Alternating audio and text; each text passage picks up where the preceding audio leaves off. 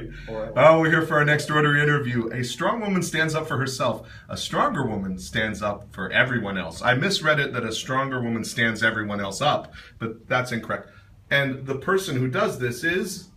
Linda Fosler. Linda Fosler. Linda, tell us your role in the company you work with, the organization. So I'm Executive Director for Voices for Children, CASA. Okay, and if you want, you could go ahead and put that down, because I also had to compliment her, and I'm not being sexist here, but she's very well put together and color coordinated. Ross, you're also all in blue, so that's an accomplishment for a man. So tell us a little bit about CASA and the organization.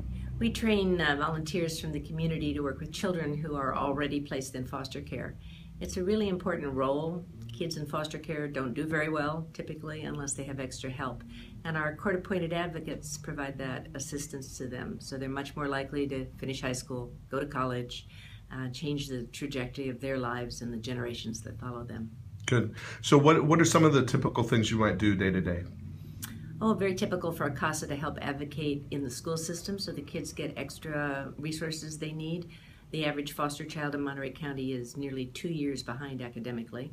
So that's a big part of the role. We befriend them. Sometimes we're the only trustworthy, stable adult they have ever known. Mm-hmm. And learning to trust and learning that adults can be reliable and nonviolent and not substance abuse.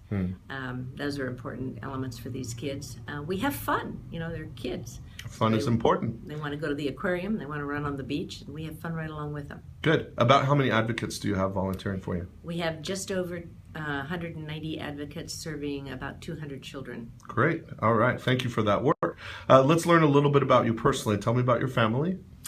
Big family. So we have, my husband and I have 6 children, 5 living adult children, and 10 grandchildren, about half of whom are local. So very, usually I can be found with a 3-year-old, a 5-year-old, a 10-year-old, and some configuration of family. What's your favorite age as a mother and now a grandparent? What's your favorite age to be with the kids when they're how old? Well, could I tell you what my favorite age isn't? Sure. Teenage is tough. Oh, okay. I love all the other ages. Okay, sounds good. What do you like to do for fun? I cook, I do yoga, I garden. I'm having chickens delivered this Sunday. Live chickens? Live chickens. Are you going to make them not live? No, eggs. Oh, eggs. So are you going to raise chickens? I am.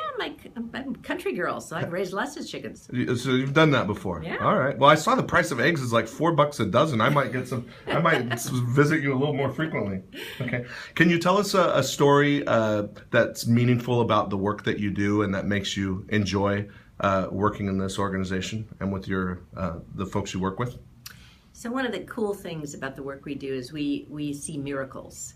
So the kids that we serve come from families where typically there are generations of child abuse. And by helping them get caught up in school and showing them stable, kind, loving adults, we are able to often redirect them.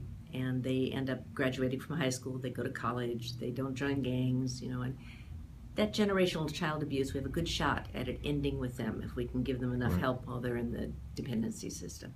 So I would say changing the world one child at a time.